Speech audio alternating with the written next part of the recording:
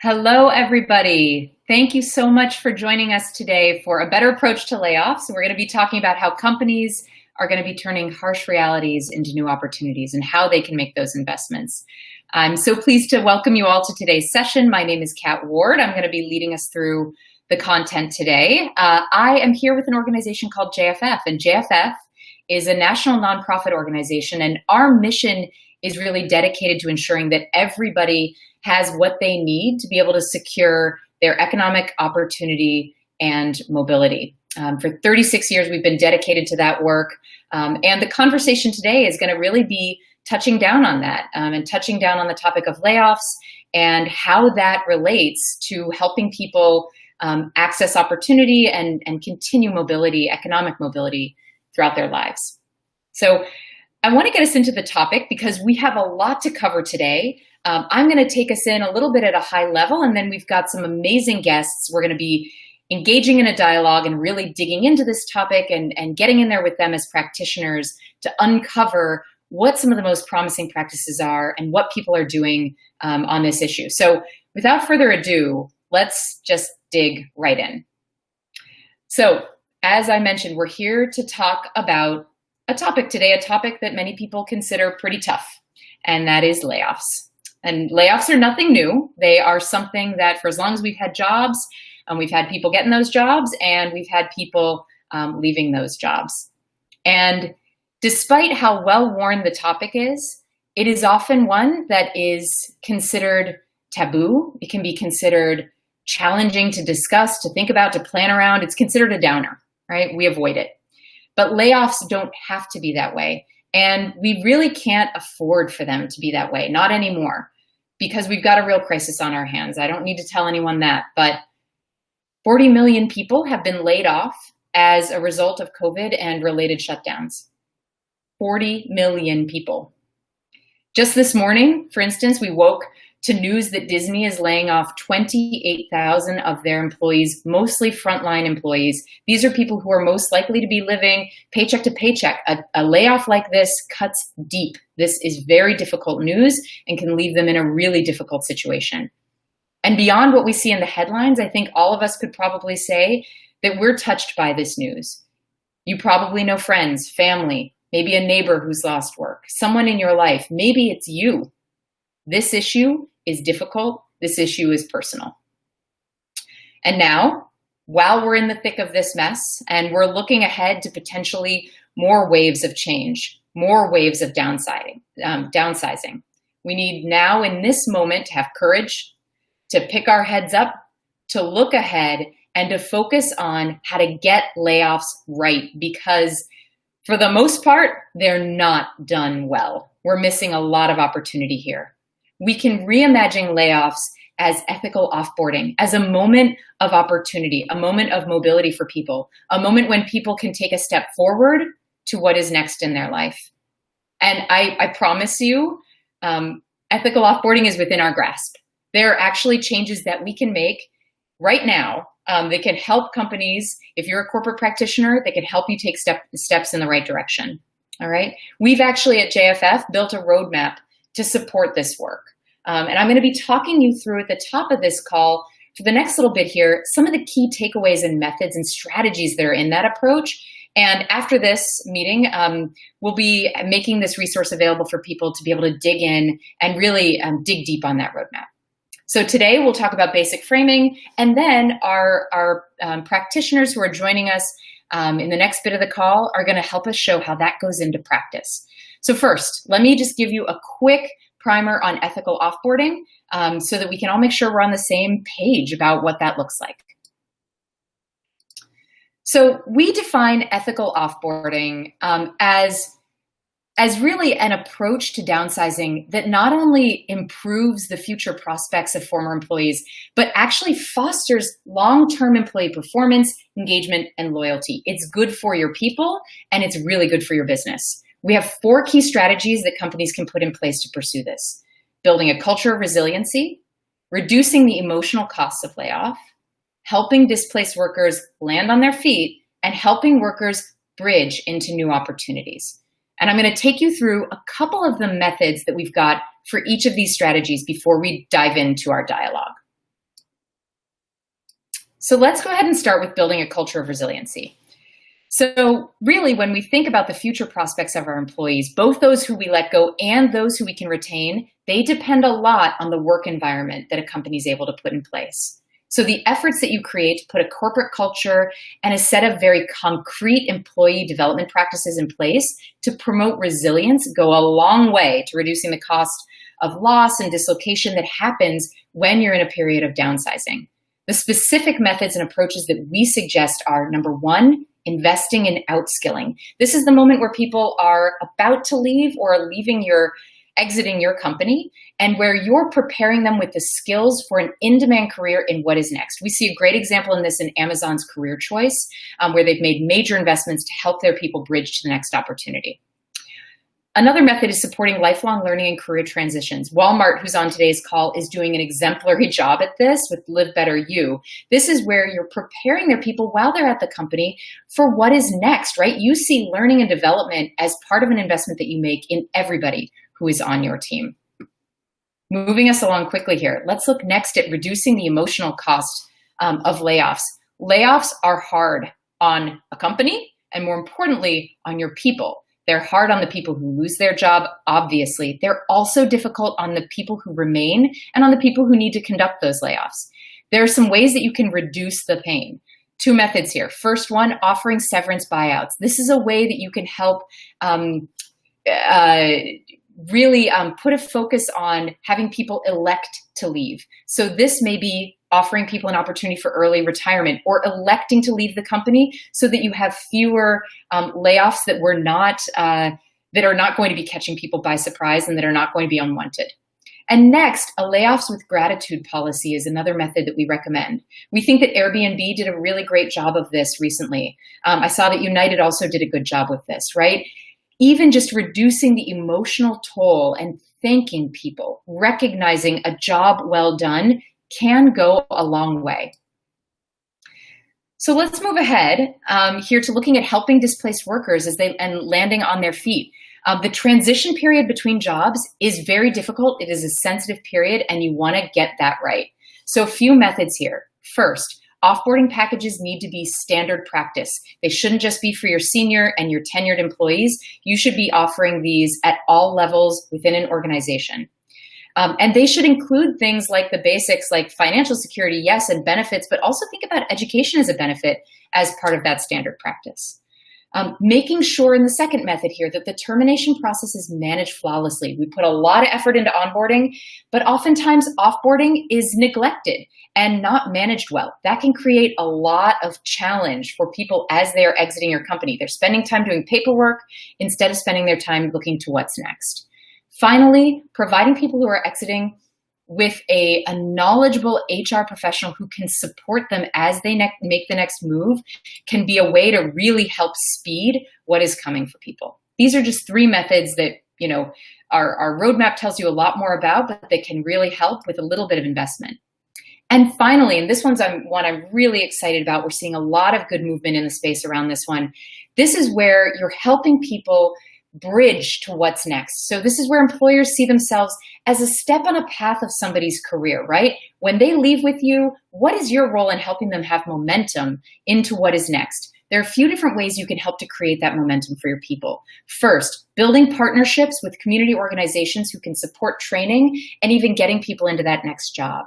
Second, I love this one, helping to credential the skills and abilities of your employees, either focusing on it while they're with you so that they have those credentials and those valuable on the market assets to take with them, right? Or even potentially after they've left, looking back and helping them as they're exiting to really place value on the skills that they built with you.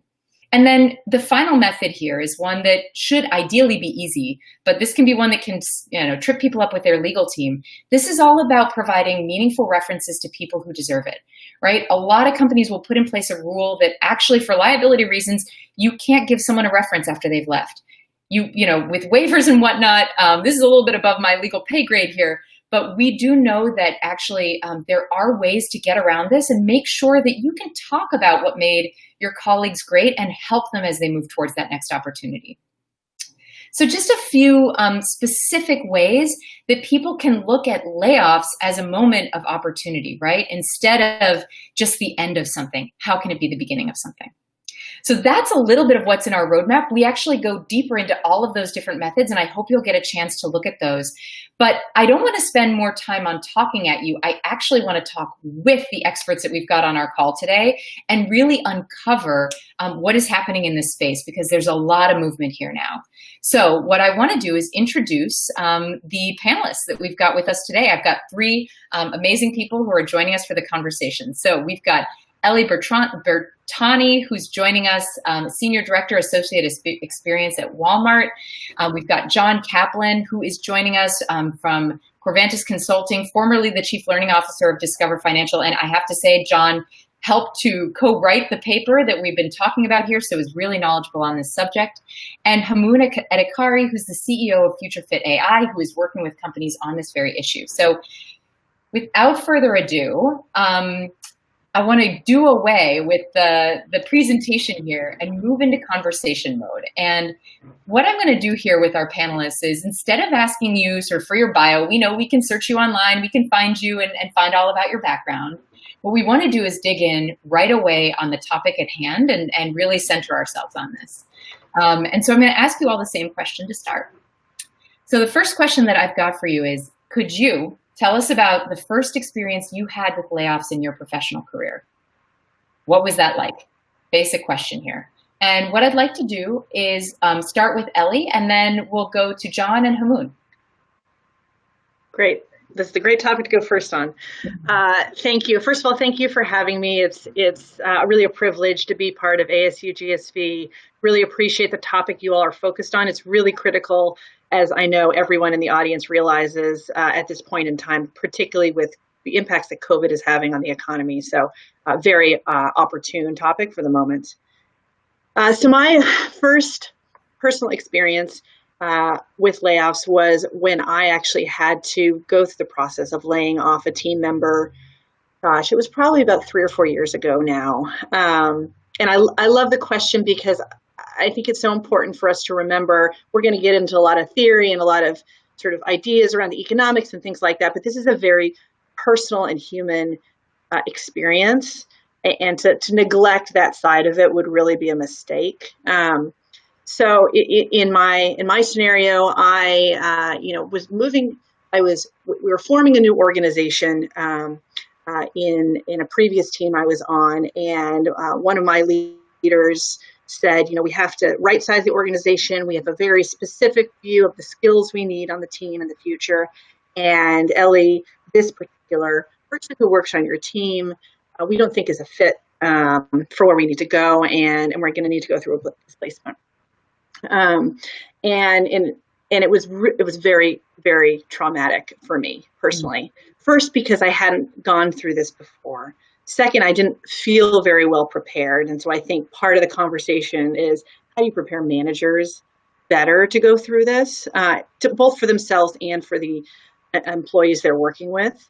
And because this actually was someone I considered a very high performer on my team. And so that's extremely difficult when someone you value quite a bit, real life, when you're put in a position where you have to make have that really tough conversation. And so, I had the conversation. It was an early morning conversation. This individual came in and immediately knew something was off, because I was white and shaking and could barely hold myself together, and didn't actually do a very good job of holding myself together. And so I just think, the learning for me is and for the organization more broadly is, how do you thoughtfully prepare the organization better? How do you design those conversations in a way that they are truthful and real, but also, to your point earlier, Kat, appreciate people for everything they've done up to that point and not neglect that and make it impersonal. So a hard memory to remember. Even now, I think about it often and wish it were different. It really is incredible, the toll that it takes, yes, on the people who lose their job, and that is first and foremost, and also people who there's the term survivors, right, on the other side of it. Yeah, I can hear that.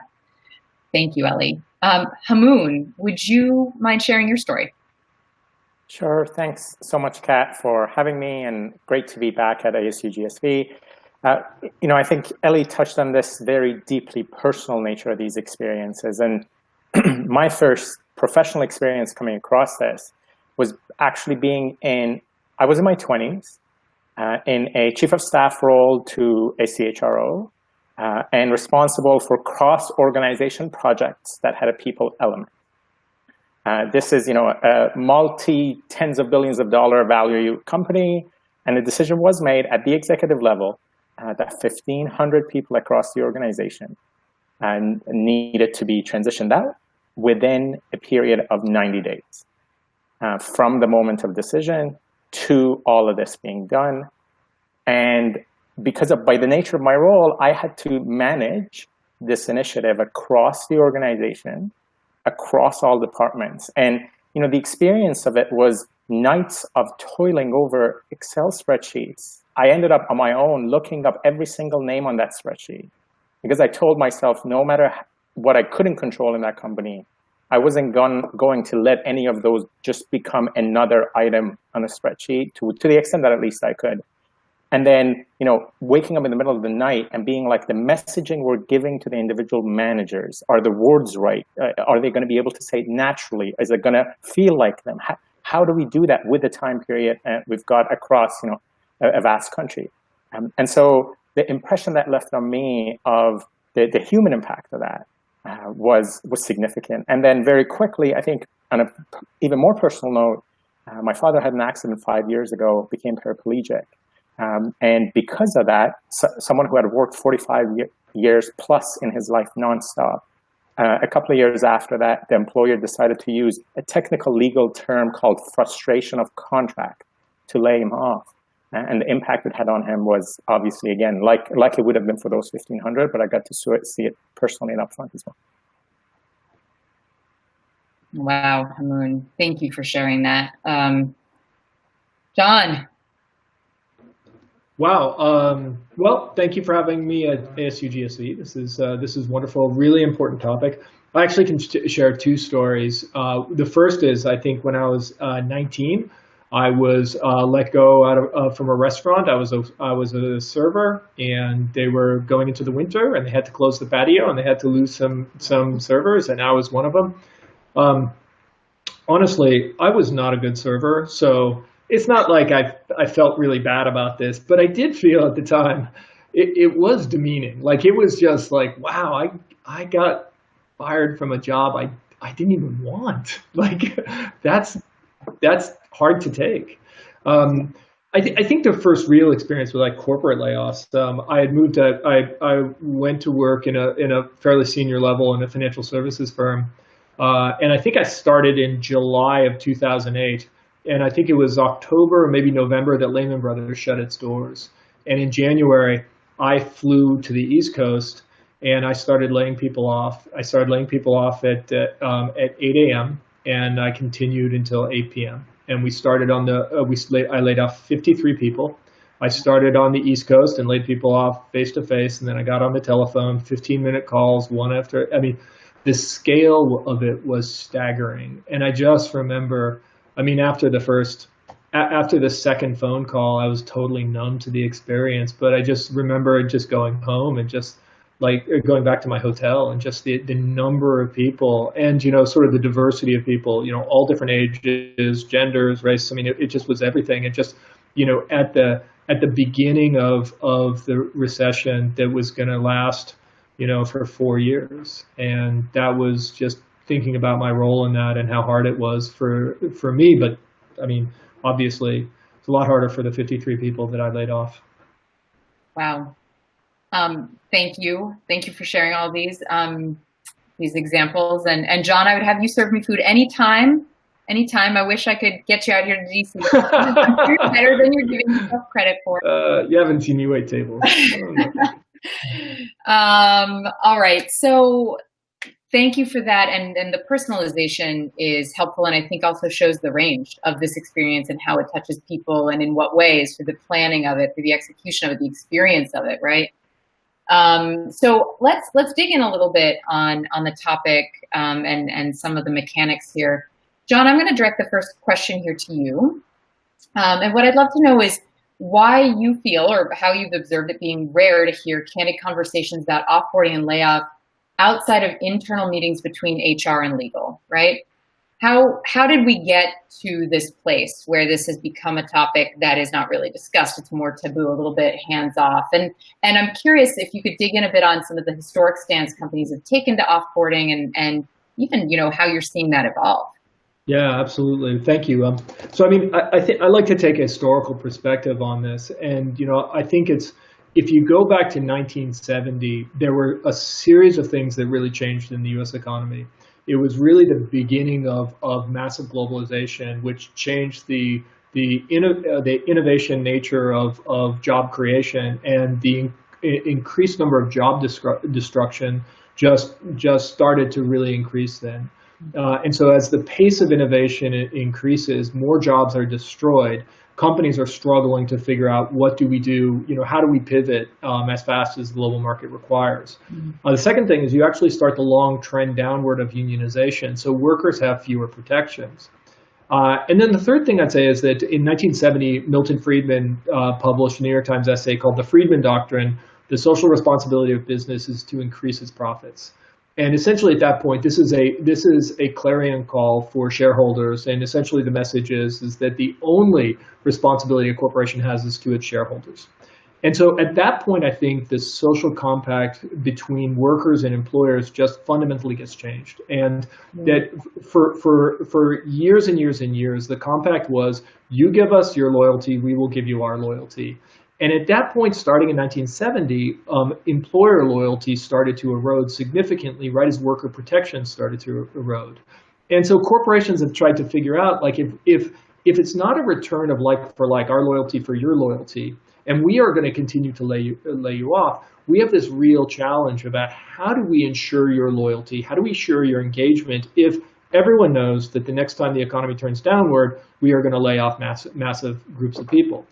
And so I think that's what creates this doublespeak around layoffs, is because companies are desperate to manage employee loyalty and engagement, and they don't really have that much to trade for it in the long run because they don't provide that loyalty to workers.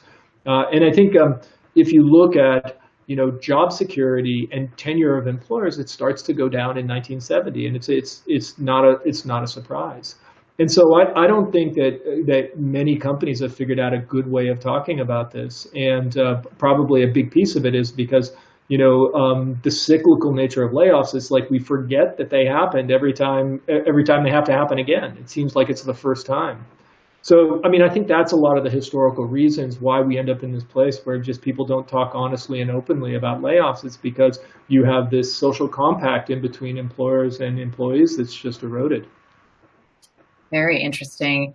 I'm curious from Ellie and Hamoon, if you have any reflections on what John has shared, even to the degree of like, is this how you experience the topic of layoffs? Do you feel as though it is something that in your conversations with folks, you're proactively there, it's on the table, it's something people are planning for and talking about, or do you feel it's a bit more sort of swept under the bed and a bit more taboo?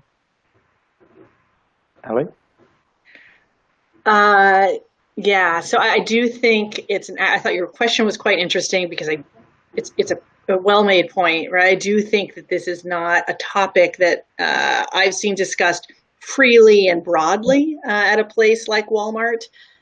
That said, I think that smart companies who understand the reality of what John touched on, right? The rapid, continued acceleration, pace of change of the economy, of the necessary skills that will be needed.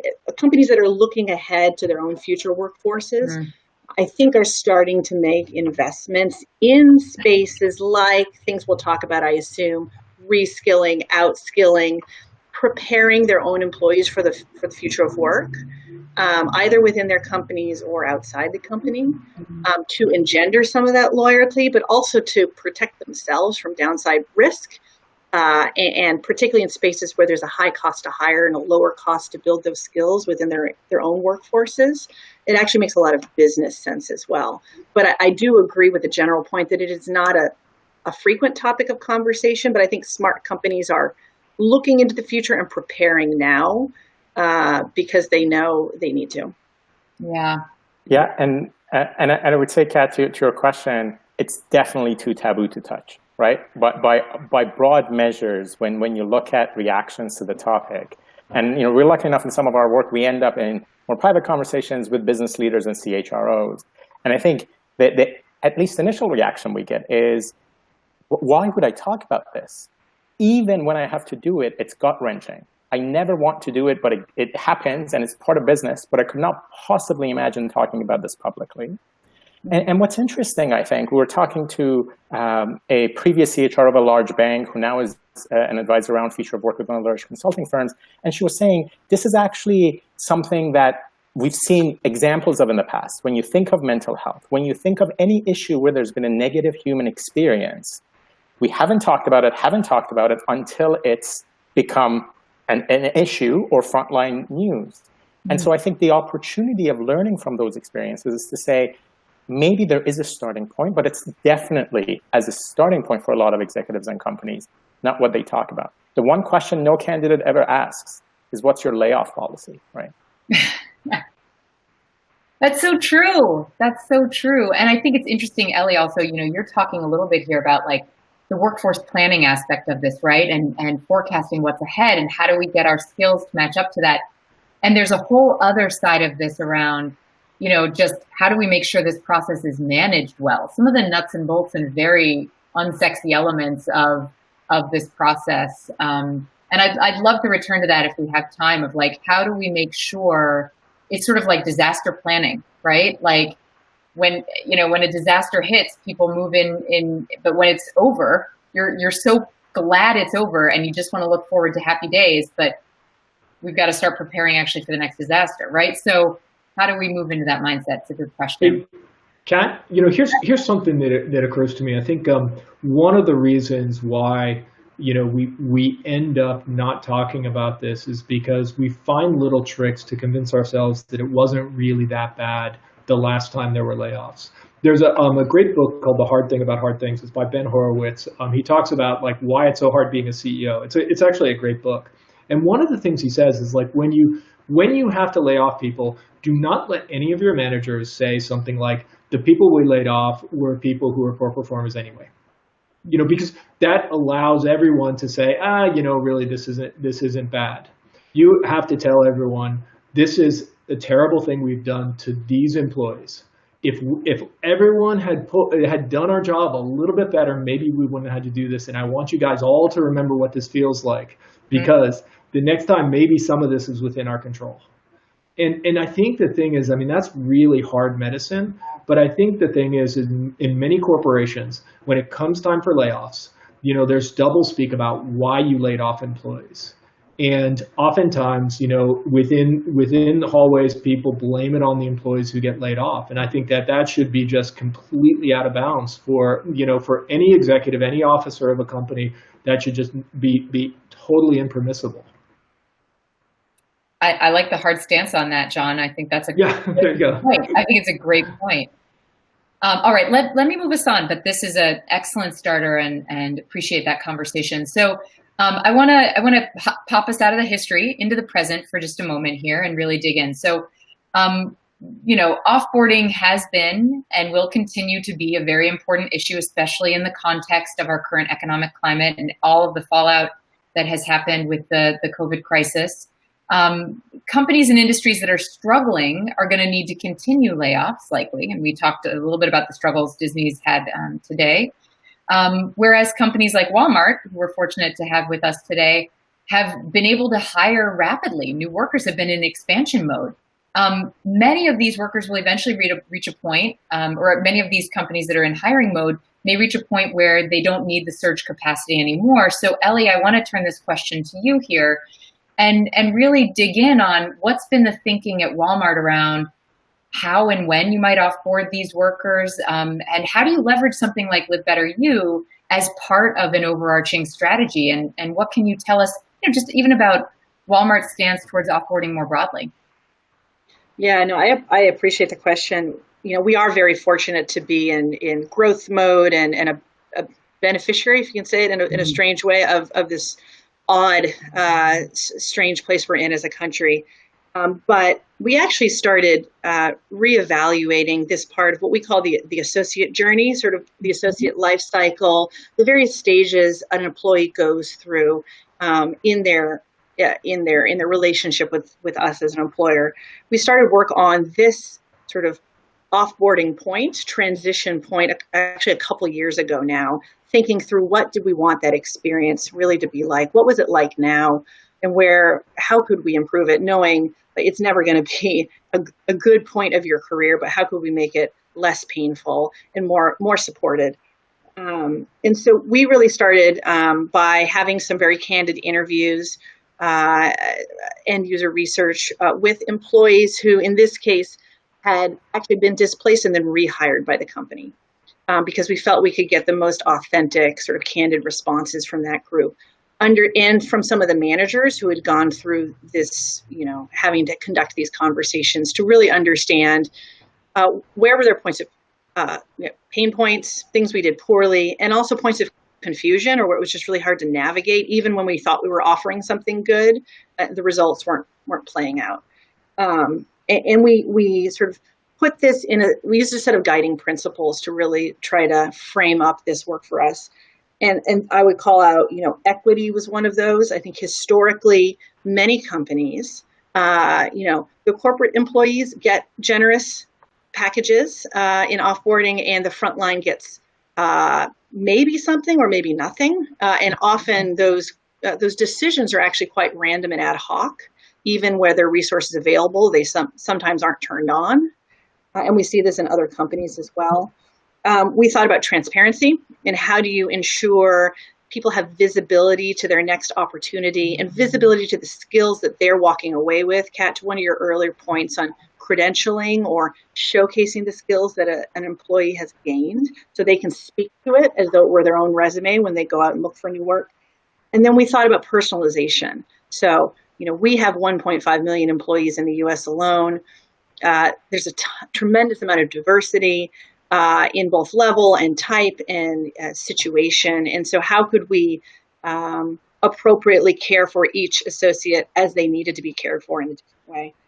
And so we started looking out at potential partners, and we evaluated probably 15 different companies in this space to potentially partner with. And I'll tell you, the best of the best, I think, are thinking about, first of all, different types of services. So we in our strategy prioritize what we call in-placement. So first and foremost, if we transition associates, we want to give them the opportunity to be placed within the company if possible.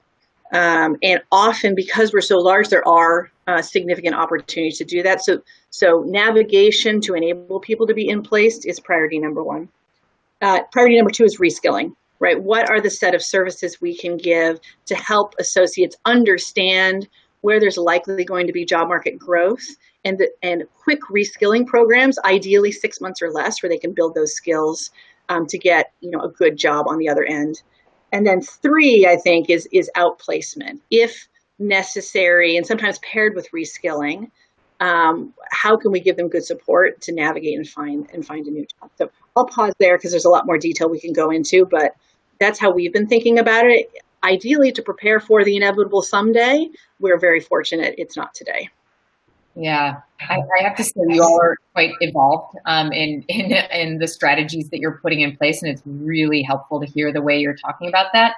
I actually love the concept of in-placement. I haven't heard that term yet, but or if you all made it up and coined it, but it's, hey. Sure, it was us. Yeah, I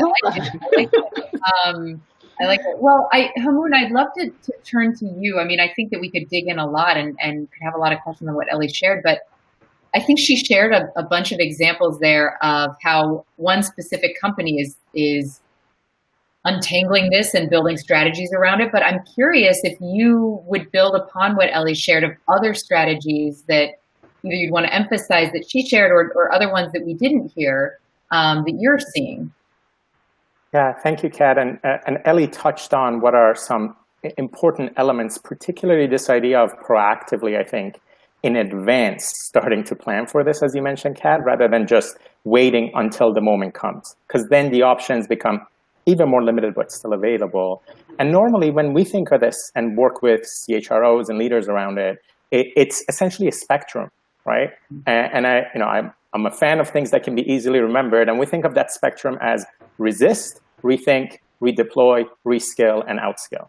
And I share that just very quickly to say resist is there are all kinds of ways where you can get creative about your workforce. We've seen 90-day commitments, year-long commitments from companies during COVID of no layoffs. So resist is all about internal strategies where you can just avoid them happening, right? Redeployment can happen internally, or we see partnerships between two companies where, some of the large employers have done this. There's fast movements between company A to company B, but there need to be custom agreements to do so. Reskilling, Ellie spoke to this, and Walmart does quite a bit of this, which is what is a new set of skills for a new job you might gain, but that might still land you inside the company in a high growth area. What we found when you actually dig under the numbers, as much as because it's more taboo, the desire is just to talk about redeployment and reskilling internally, the numbers don't pan out, right? So the triangulation of the right number of jobs for the right number of people in the right place at the right time. Walmart is a unique case, right? And lots of opportunity, but for most companies, that triangulation does not result in enough opportunities to support everybody to transition internally. And that's where we see the opportunity for outskilling show up. And just a couple of quick data points around it is that we have an upside down pyramid right now in how we support employees as they leave. It's about 10 to 15 times more the career transition packages, the size of them, for executives than it is for frontline employees. How on earth do any of us could believe that executives need 10 to 15 times more support to make a transition to their next opportunity than frontline employees? Most packages are offered as a single month, 2 months, or maximum 3 months of support. If it takes me 6 months to transition and I lose my support within a month, that doesn't really give me the support I need to land. And finally, most importantly, I think, the dollars that are invested are given to a service provider, but the individual doesn't see any of those dollars, right? And I think there's significant opportunity using existing budget lines for companies to help employees transition and put dollars in the hands of those transitioning employees.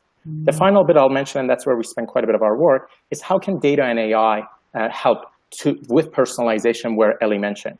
So being able to have somebody immediately be localized to where they are, analyze labor market demands, see what demand jobs are in the region, connect them to the right learning and training opportunities with a focus of landing them as quickly, as cost efficiently into their next quality opportunity from there.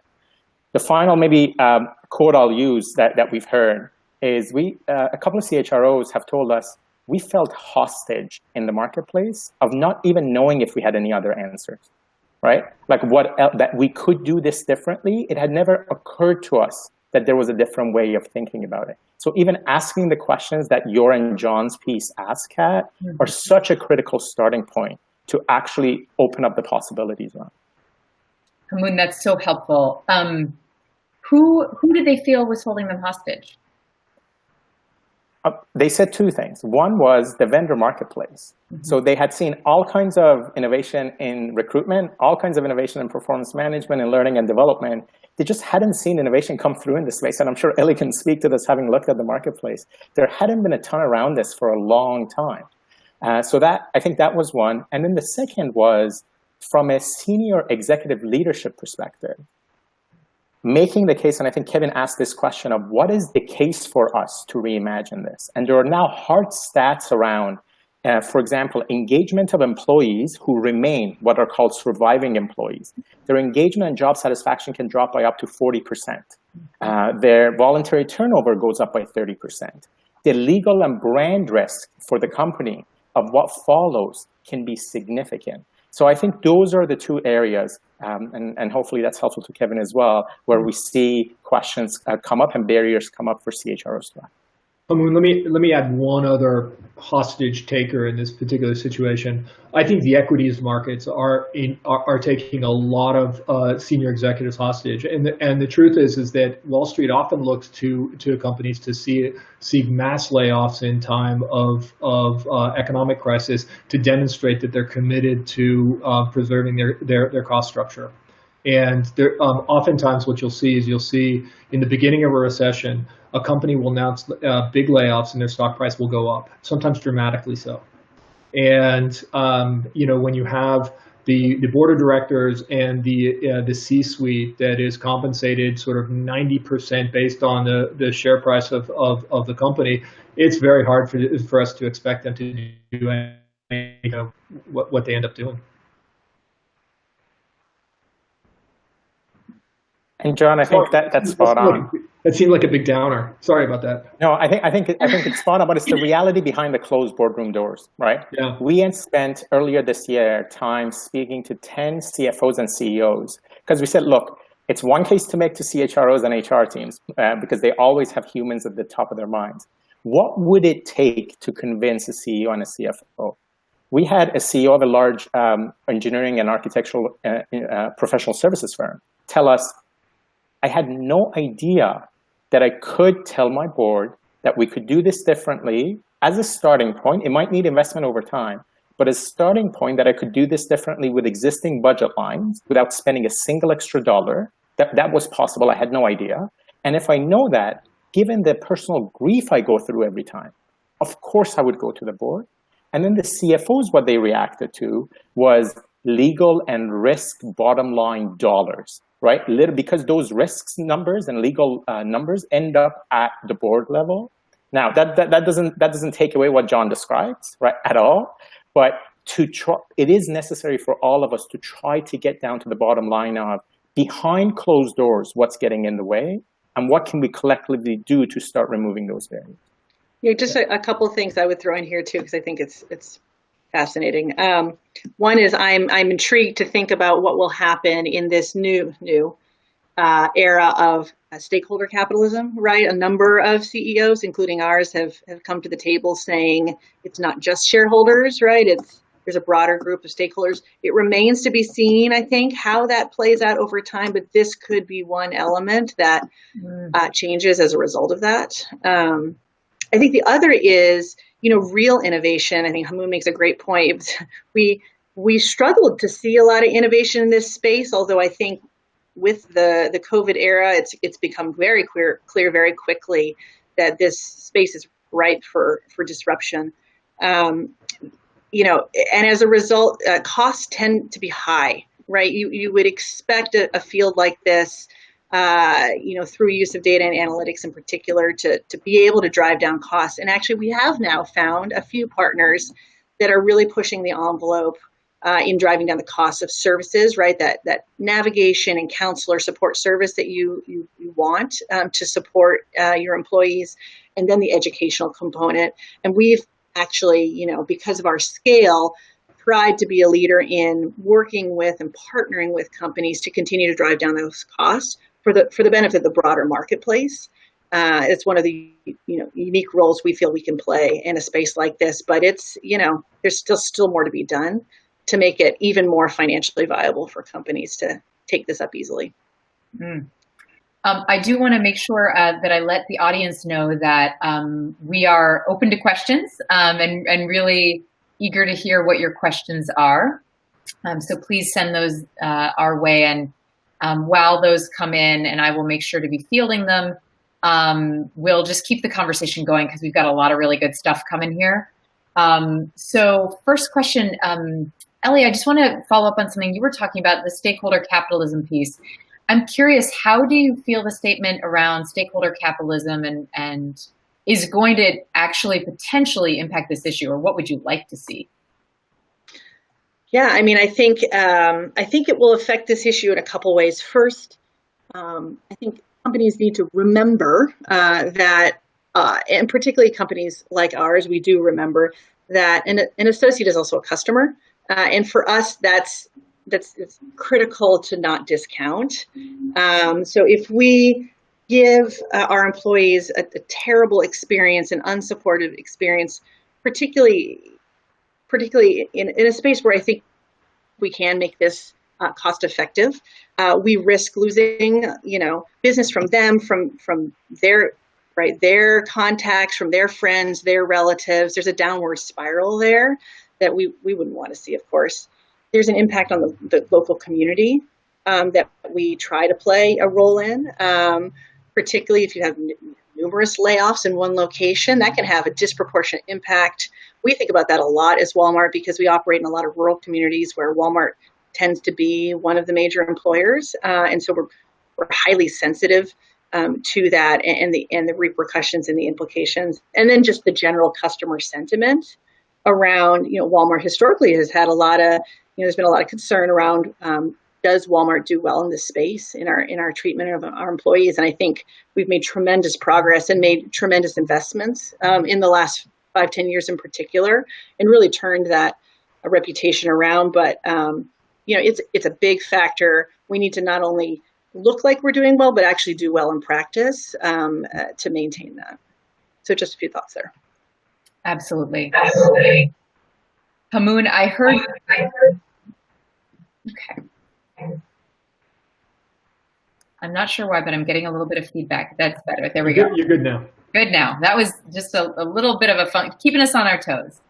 Hamoon, earlier I heard you talking a little bit about the business case for outskilling, but somebody asked a specific question about that, and I want to give a chance for folks to weigh in on that. Some companies have gone in big on it. Some have made a big splashy deal about it. What is the business case for outskilling, and how could we start to see this pick up more traction and more ground and be something that more companies are investing in instead of just, saying goodbye and that's it? How do we start to look a little bit ahead of that and make the investment in people's training? So curious about that. Yeah, I think part of where we need to start is, as much as those of us who are in the space think about the higher order human reasons for this, we do need to get very practical about what's going to make this through the procurement process of a large enterprise, for example, right? Like, these are questions we don't ask, but what actually in the nuts and bolts you mentioned, Kat, end up making all the difference. So maybe a couple of quick possibilities as we think about that business case becoming very real. We literally, and we couldn't plan this, but before coming on to this call, we had a social media outreach from a Fortune 100 company around this very question. That just tells you the little amount of options and then not having done the thinking around what's possible around this. And so I think one of the things that can be done is truly meet the not an extra dollar, no extra amount of risk, and it can be implemented very, very quickly, 3 sets of bars. And those 3 sets of bars should be designed around, because unless you can meet those 3 sets of bars, layoffs aren't normally going to be on the heads of executives until time comes, right? If at the time comes, then there's not a ton of budget around for you to do much with. And so I think that is big. And then the other part of it is also external narrative around this. We've seen on a lot of social issues where there's negative human impact. If you push the narrative externally to say, how are we even okay with this? Which one of us could look ourselves in the mirror? And so that public pressure can also build to a series of more progressive leaders making a set of commitments that then moves the needle to anything less than this is unacceptable. The final thing I'll say, I think, is what scares oftentimes a lot of companies who are not the Walmarts of the world, which is they couldn't start with Live Better You, right? Like that couldn't be their first act out of the gate necessarily. As much as we need a lot more companies exactly starting with Live Better You, and they can do the equivalence of it, for those who can and maybe smaller or in tougher situations, you don't have to do the Cadillac version or nothing. The work you and John have done shows a very clear roadmap.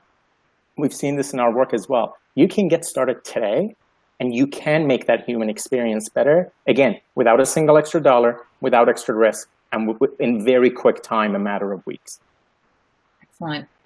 John or Ellie, how would you add to the business case that Hamoon is putting forward here? Like, why should companies do this? Why is it good for business to do this? You know, so I think there are times in which the case is very clear. The case almost makes itself, and I think now is a great time. Like, I mean, it's like, you know, it's clear that this is this recession in the United States is going to be deeper than it should have been, and there are a lot of reasons for that. But we understand that the precipitating factor is going to end at some point, probably. We're April, May, June of next year, right? And there will be time, but it's easy to make the case. We just have to hold on till May, and that's a very different crisis than we had in 2008, when we had freeze up of the capital markets. We had a financial crisis. We had a recession that had, was a blow up of the housing market. I mean, there are these things that we knew was going to last for a long time. I think one of the really good things about where we are now is we're talking about this now. We're putting in place programs that I think are going to help people. They're going to save jobs. We're going to start reskilling people. And the truth is that during most times, job destruction happens at the department level, and programs to help people have. And I think we're losing John. He's making it. He was bringing it home right there.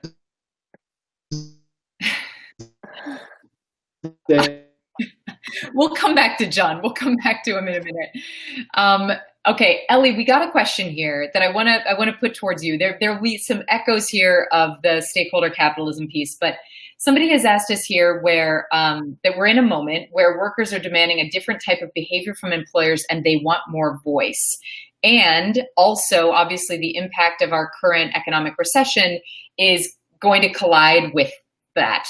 So, this person is just curious of how these two things are going to intersect with each other. And have you thought about that, or just in this moment now, what are your thoughts? Welcome back, John. We moved on, but I'm going to get that point from you in just a bit. Well, I was on fire. It was great. I'm sorry you missed it. That was the best I've been. Well, this is going to be a downer then. Kat, can you? I'm sorry. Can you repeat a little bit? So, employer voice intersecting with the economic times. Yep. Worker voice with the reality is intersecting, and the desire among workers to have more voice in sort of employer activity, intersecting with a difficult moment that many employers are in. What are you seeing here as these two things are colliding? Yeah, well, it's a little hard for me to speak to, again, we are in an unusual circumstances, Walmart, in this environment. So it's hard for me to speak for companies that aren't in our position. But I'll speak to where we're at. I think this really comes down to sort of how we think about it is, our employees have to be listened to in order for us to be successful in engaging our workforce and delivering for our customers. And so we really take throughout all aspects of our people team, for this term of human-centric design is critical. And what that means is, regardless if we're looking at how we hire, how we implement learning and development programs, how we think about things like offboarding, as you heard me talk about before, we rely on our employees to help us shape how we design that. So we go to, when we were thinking about what should our offboarding strategies look like, again, we talked with associates who'd gone through this process, this very painful process, to understand where we were falling down, what we could do better. And we looked at employees from every level of the organization who had gone through this, because we understood that there was not likely going to be a one-size-fits-all solution. Mm. And so, that's often how it comes to life with us. Mm-hmm. It involves a lot of interviews, a lot of focus groups, a lot of survey work, a lot of observation, right, to see if, do our policies and our practices actually match up? Or are we aspiring to something and then actually delivering something that's not quite as good as our aspiration? Mm-hmm. But I think I hope that's a helpful answer to the question. Very, very helpful. Very helpful. All right, I'm checking the clock here, and I'm seeing that we're almost at time. And so I want to bring us in sort of on a last thought and question for everybody here. This is a bit of a two-parter. What I would love to hear from you is, we talked about the history, we talked about where we are now, we talked about challenges and opportunities. I want you to project out for us here. Where are we going to be in 5 years? Super quick answer on that of like, are we heading in the right direction? Do we think that we're going to see a lot more traction from companies and that we're going to see improvements in offboarding? Or do you have more of sort of a pessimistic or just sort of a neutral stance on that? And then, so that's one. And then what is one thing you would encourage a corporate practitioner to do today to start on the path of better, more ethical offboarding practices? So Pumoon, I'll start with you. It's good that I'll go first. All the wisdom will follow. I'll be the setup act. So I would say on the 5-year time frame, Kat, I think where I'd love us to be is that the norm of what a layoff can look like is no longer acceptable to be what it looks like today. I think whether or not we get there, there's a coin toss, and it depends on how much we can move the needle on what is generally acceptable. And then on your question of today, what to start with, I think a simple question, right? Ashamed, confused, and lost. Those are the 3 words when you talk to people who've been laid off. Those are the words they say over and over most commonly. The question is, looking ourselves in the mirror, do we want to be the source of those feelings for anybody? And if not, then the place to start is simply to ask the company and your peers the question of, what if our layoffs didn't look like as they do today? That itself will start plenty. Yeah. Obviously, read your framework as well. That'll be good. Thanks for the plug. Okay, great. Ellie. Yeah, I may have to have you repeat. Yeah, I wrote 5 years down. 5 years. Where do you think we're going to be? Yes. Right. Okay. And the second I remember. One thing. So 5 years, I think I'm with Hamoon, right? Like my aspiration is that this becomes normalized, right? Doing things differently, right? Innovating in the space becomes the new norm, and the expectation, to his point, changes and really moves the needle to a new place and time. I think a couple of factors, can we take advantage of this crisis, right? A crisis is a terrible thing to waste. Heard it so many times. To seize this moment and put in place new practices that become sort of the standard and the expectation. I think another sort of ancillary factor that just is unpredictable is part of what the private sector is really managing to here is a bit of a gap in the public sector that would, the social safety net that you may have traditionally seen.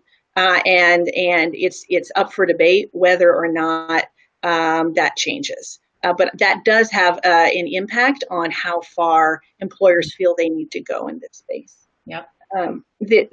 To your question of the number one piece of advice, I think there's a lot of good advice in your paper. A lot of things we've discussed today, like just appreciating people when they're in this situation for the contributions they've made. But I think for me, the number one thing that employers can do, regardless of your size, is really foster a culture of continuous learning in your organization. Giving employees the encouragement, the feeling of permission, and the time and investment to pursue continuous learning, to really make that a norm is important regardless if they end up having layoffs or not. It's important for your company. Right. And I actually don't think enough companies do that in general. A lot of employees feel like I'm not allowed, I can't take the time, there's just no way. And that's actually bad for the company long term because, again, the pace of change and acceleration is continuous. And I think we just have to make that the norm and the expectation. And there's a lot of low cost, free, good content available that employees and employers have access to. So that's probably my number one. That's great. John, bring us home. All right, so unfortunately, I'm a little bit of a schizophrenic mindset on the subject. On the one hand, I think there's a lot of great work going on now, and I think the unique nature of this crisis has allowed sort of innovation in areas that have been immune from innovation in the past. On the other hand, I also think this is a broken labor market. And markets rarely heal themselves without some degree of government intervention. And I do think that if the markets are broken, there have to be incentives that it gets changed. And I think the only one who can really do that is Washington. And gosh, I really hope that the dysfunction in DC gets cured somehow, and we actually have a period of re-examination of the labor markets and a different way of thinking about the incentives. I have to say, I'm not that hopeful. So in the short term, I would just hope that managers and leaders start finding the resources to actually lead in their areas differently. And maybe the best that we can hope for is that there are going to be pockets of just wonderful innovation around a subject that has been taboo for so many years, until we actually have public policy that addresses, I think, some more fundamental things. One thing someone can do. Was that your one thing? That was my one thing. So actually, yeah, I mean, I think research. Just fix Washington. I think the researching. Research what different programs you put together. I think the ones that we recommended in a better approach to layoffs are really a good place to start, and they're not expensive things. So. Right. Wow. What an amazing group of all-stars I've been surrounded by in this conversation. You pushed my thinking. Thank you for looking back at how we ended up where we are and how layoffs ended up being as crappy as they are. And frankly, I think we all can agree there's a lot of room for improvement. I'm glad that people like all of you on this call are thinking about it. I hope we've encouraged some other people to think differently about it today, and we'll keep fighting the good fight. Thank you so much for your time today. And thanks to everyone who joined us for this conversation. Thank you, Kat. Thank you, Kat. Thank you.